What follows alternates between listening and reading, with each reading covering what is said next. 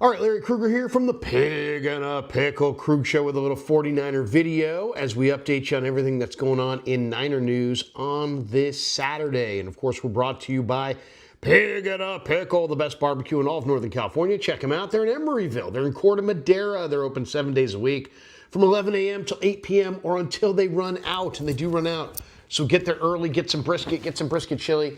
Tell them that Krug sent you. All right, let's talk a little bit about the stories of the day in 49er land. We're also brought to you by Sleeper. We'll tell you about Sleeper before we get out of here.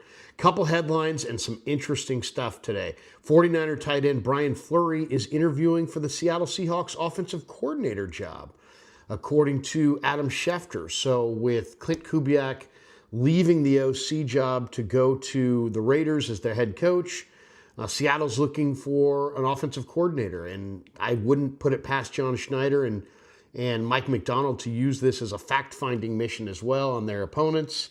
I'm not saying that Brian Fleury would not be a great offensive coordinator, but it would be a major step up from tight end coach to OC.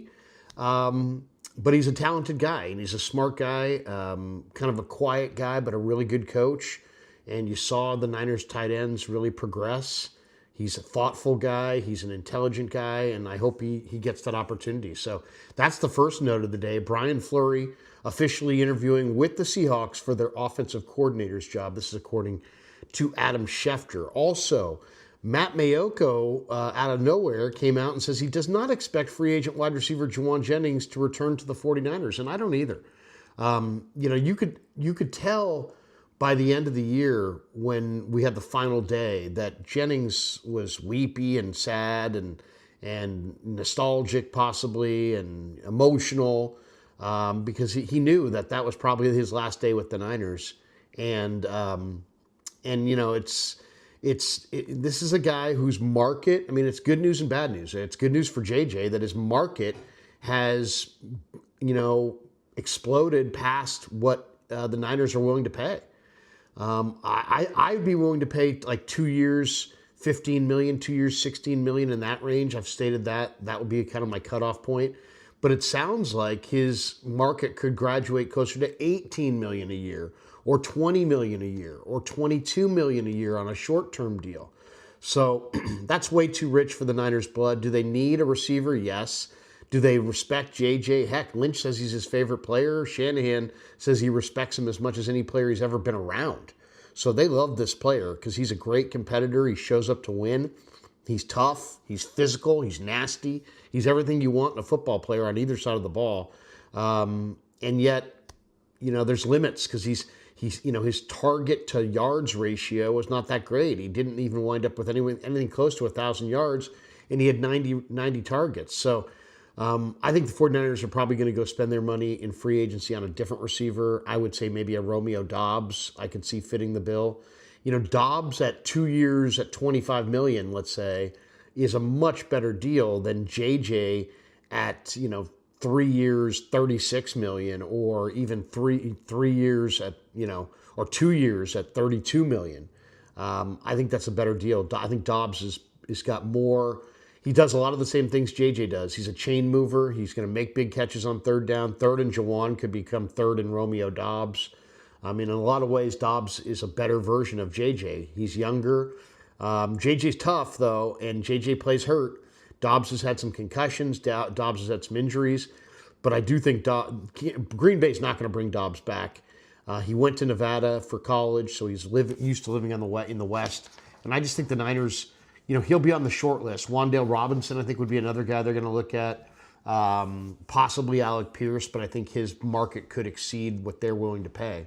So that's an interesting note that Mayoko out of nowhere came up with. Don't expect Jennings back. He's usually pretty plugged in with their thinking. We've been talking about it. There's a walkaway price for Jennings, and I think that his market's gone beyond that. I think all the rumors out there is that he's going to get north of $15 million, and I don't think the Niners want to go there. A couple other notes and some interesting ones here. Field Yates of ESPN mocked Casey Concepcion, the A&M wide receiver, who's going to run in the 4.3s most likely, to the Niners with the 27th pick in the first round. Now, he is that kind of receiver, Concepcion is, that I think would complement what the 49ers need. They need a vertical threat. They need somebody who can really run and take the top off the defense. I just don't see the Niners using the 27th pick in the draft on Concepcion or even a receiver for that matter. I just think there's going to be other priorities that jump in front of the line over wide receiver. That's my guess. But I do like Concepcion. He's about 6'1", 100, maybe 6 feet, about 195 pounds. He's got good explosiveness. I mean, this guy's a downfield threat for sure. He makes lots of catches down the field. He is a vertical threat. He would give them that big playability that they have lacked really for quite a while. And then the last note, let's hear from Dieter. Dieter Kurtenbach went on the Gold Network with Rob Guerrera. Gold Star Network or something like that. I forget exactly what the Gold something network. And he talked about how, in his mind, he's heard that there could be a front office shakeup with the Niners. Here's Dieter, and then we'll react to it. Dieter Kurtenbach.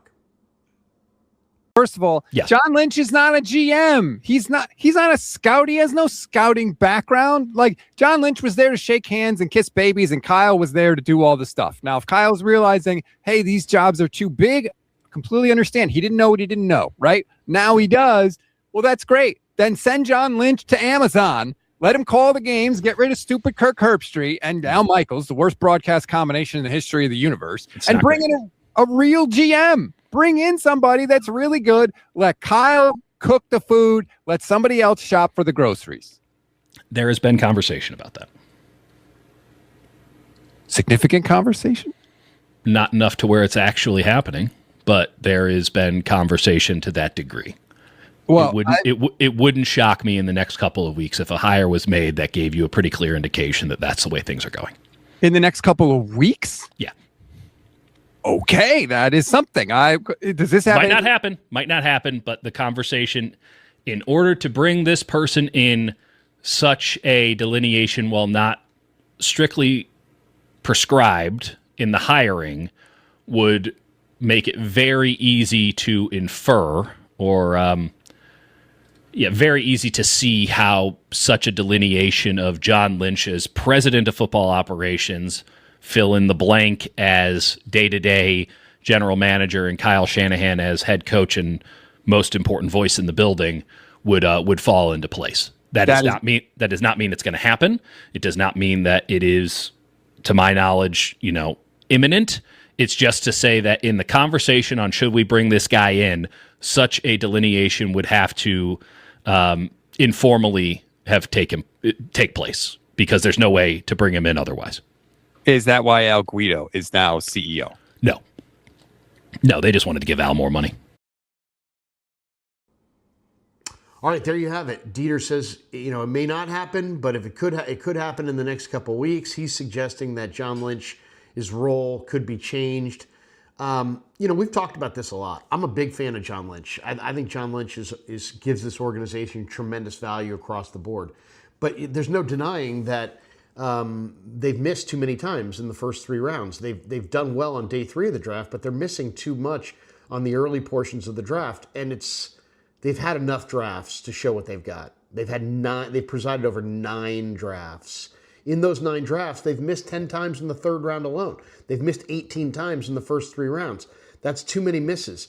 So what could they do? Shanahan obviously has a big say in the personnel side. Maybe he shouldn't. John Lynch obviously has the final say of bringing the whole thing together. Maybe he shouldn't. Maybe he should be more of the face of the franchise, president role. They did move Al Guido's role a little bit. Maybe they could move Lynch up into the president. He's a great face of the franchise. He's respected in league circles. He's been a great addition to the 49ers. And then hire a GM and make that GM, that young GM candidate, the boss. And let Shanahan have a say, and let Lynch have a say, and have a say from your analytics department, and a say from your coaching staff, and a say from your ownership, and a say from your capologist and Parag, and everybody can have a say. But I would take the final say away from Kyle and away from John and give it to somebody else because of the failures they've had in the draft. Let's talk about who else could be on that list. Before we do, let's tell you a quick shout out to our friends at Sleeper. You already know Sleeper for fantasy football. and daily fantasy, but they've also rolled out something new called Team Picks. Team Picks is built right into the Sleeper app, lets you make simple predictions on game outcomes instead of worrying about player stats or setting lineups. You're just choosing which team you think is going to win. It's real simple. It's designed to be real simple and straightforward and easy to understand, especially if you like following games closely but don't want all that extra complexity. If you're already on Sleeper for fantasy, it's right there waiting for you. And if you're new, Sleeper continues to be an all-in-one platform for following your teams and staying connected to the action. Thanks to Sleeper for being a proud sponsor of the Krug Show. All right. Dieter Kurtenbach has brought up the idea that maybe the Niners in the next 2 weeks are on the verge of making a front office shakeup. We've referenced the need for this shakeup for weeks, if not months. And once again, nothing against John Lynch. John Lynch was a great Buccaneer, and he's a phenomenal 49er executive. But they're not hitting at a high enough clip in the top of the draft, and I think it's time for them to kind of reassess here as they embark on almost the second decade with the regime of what's the best structure. Maybe the best structure is Kyle just coaches, John is the president, and you have a really sharp young GM who has been well schooled in the personnel side of the things that has the final say on draft day and actually makes the selections. Who could that somebody be? All right. First of all, there's the temporary guys, or the guys that are like, part-time guys. You could spend, $250,000 or $500,000 to bring in a draft consultant. Who would that be?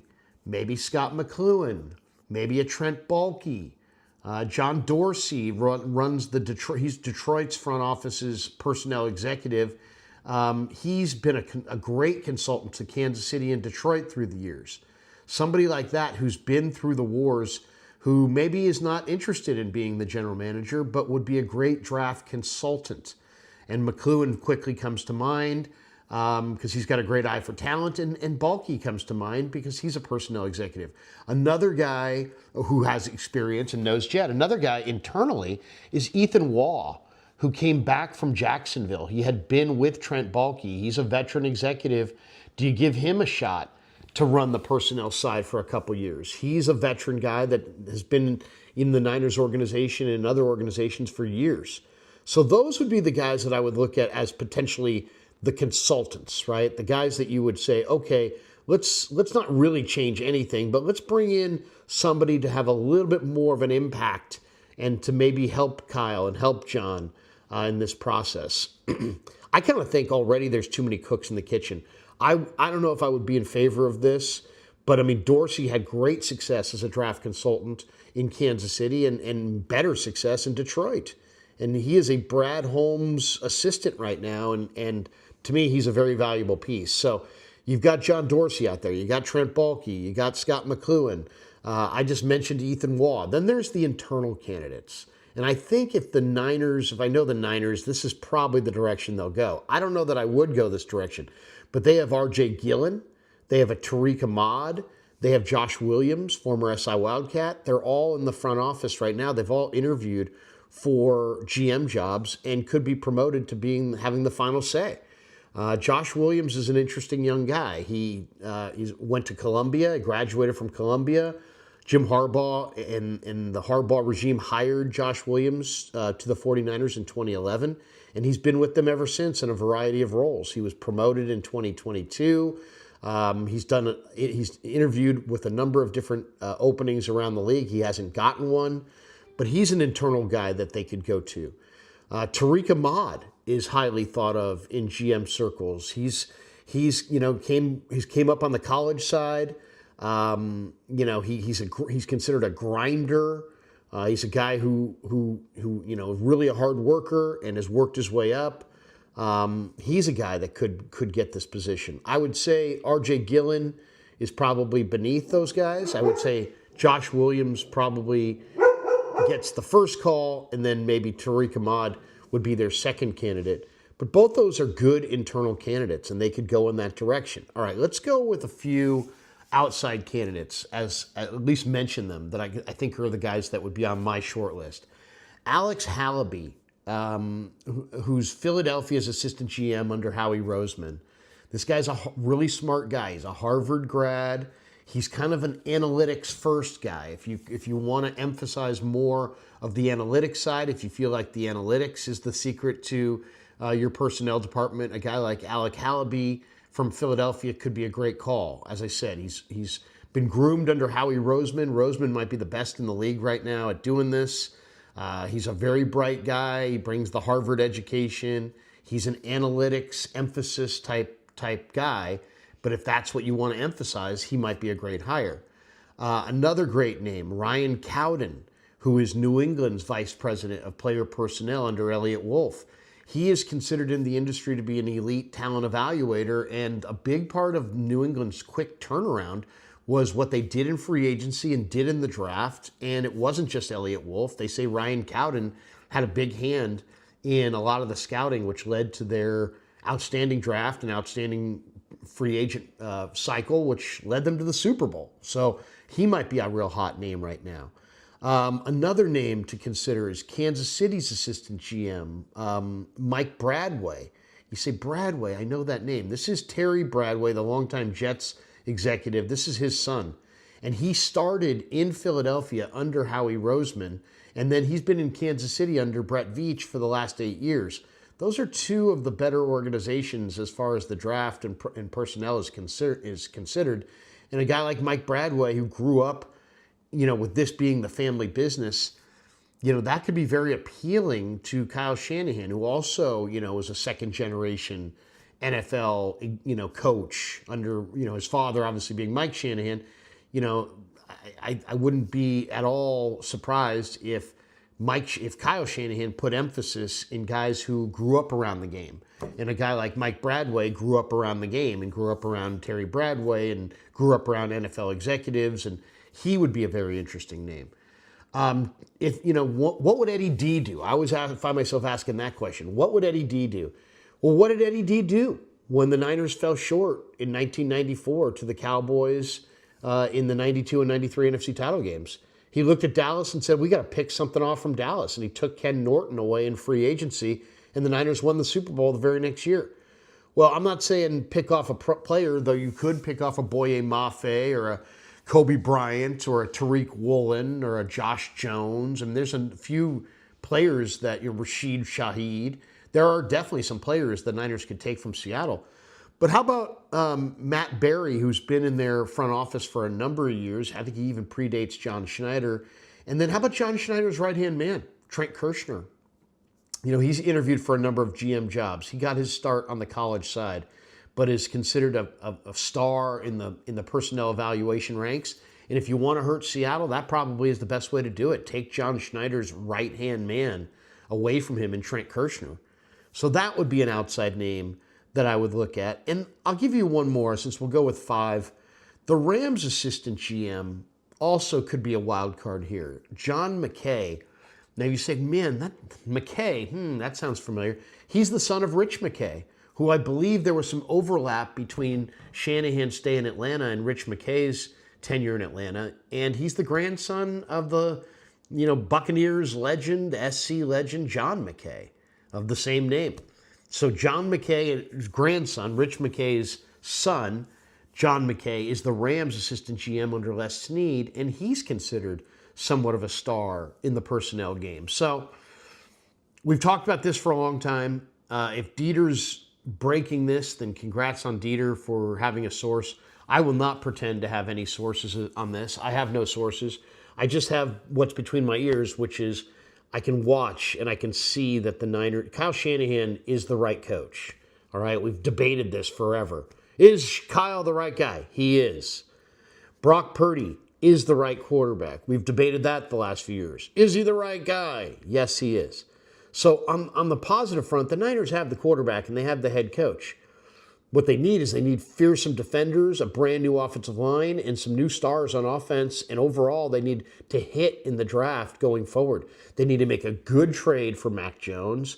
They need to get multiple assets back for him. And then they need to hit on their draft picks. And if they do this and have a couple of astute free agent signings and bring in some feared defensive players like the Niners did in 81 with Ronnie Lott, Eric Wright, Fred Dean, Jack Reynolds.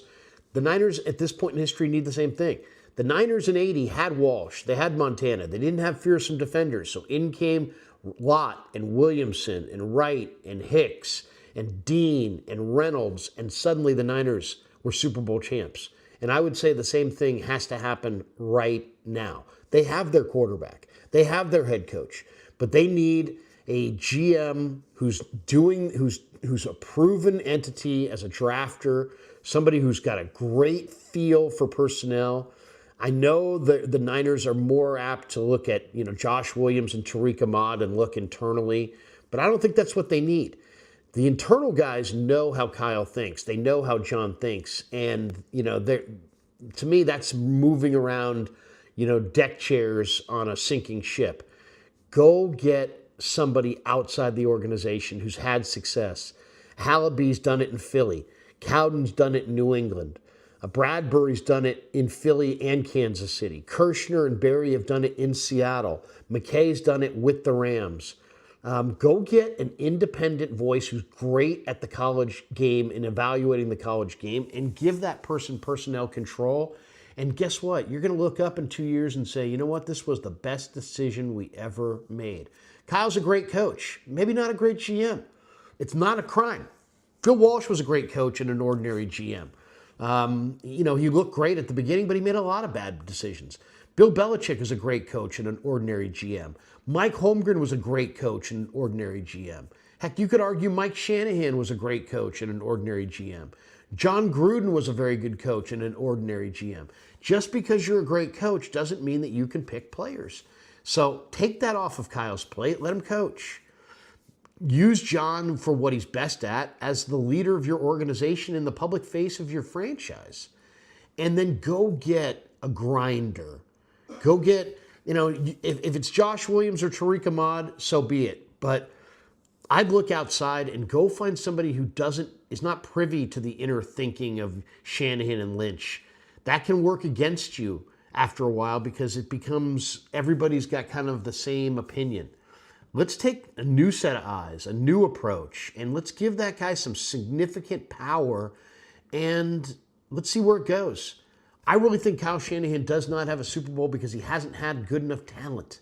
And John Lynch is a tremendous guy, and, he should not be fired, but I think it's time for the 49ers to have a little bit more of a scouting, bottom line personnel evaluator who has a feel for it, a really good feel. And let's go with that person. This group project where you have the coaches and Kyle and John and the analytics people and the medical people. It's like those people are great on the perimeter of the decision. But the decision has to be made by somebody who's got a great feel for it. And the Niners, if they hit on this offseason and have a number of great acquisitions, they could be standing in the Super Bowl in LA next year. If they're at a crucial point, if they make the wrong hire here, or if they make some hire and it winds up in more of, they missed in the second round, they missed in the third round, but guess what? They hit in the sixth round, they hit in the seventh round, they signed an undrafted player. That's not going to be good enough. You're not going to run down Seattle or the Rams and build up your roster by hitting once on day 3 and once on the first 2 days. You got to hit at a higher clip. And if Dieter's report is accurate, it sounds like the discussion is being had internally, and I just gave you some names there that I think could be great candidates. All right, thanks to Pig and a Pickle, thanks to Sleeper, thanks to all of you guys for supporting The Krug Show on YouTube. I've been using Cash App for a while now. It's just an easy way to send money, keep track of spending, and use a card that actually fits how I pay for things day to day. And they just launched something new I think is worth knowing about. Cash App just released a new status program for the way people actually spend called Cash App Green. It unlocks new ways for you to pay, get rewarded, and easily grow or manage your money on your terms. Now, when you spend at least $500 a month with Cash App, with the Cash App card or Cash App Pay, you earn green status, which unlocks benefits like up to $200 of free overdraft coverage, higher borrow limits, and custom personalized cashback offers every Friday at places you love to shop. Turn everyday spending into status with Cash App Green. Download Cash App today or visit cashapp.com app.com/new to learn more about this and get great features launching now. For a limited time, new Cash App customers can earn $10 if they use the code CashApp10, CashApp10 in their profile at sign up. And send $5 to a friend within 14 days. Terms apply. Cash App is a financial services platform, not a bank. Banking services provided by Cash App's bank partners. Prepaid debit cards issued by Sutton Bank, member FDIC. Cash App Green, overdraft coverage, borrow cashback offers and promotions provided by Cash App, a Block Inc. brand. Visit Cash App /legal/podcast for full disclosures.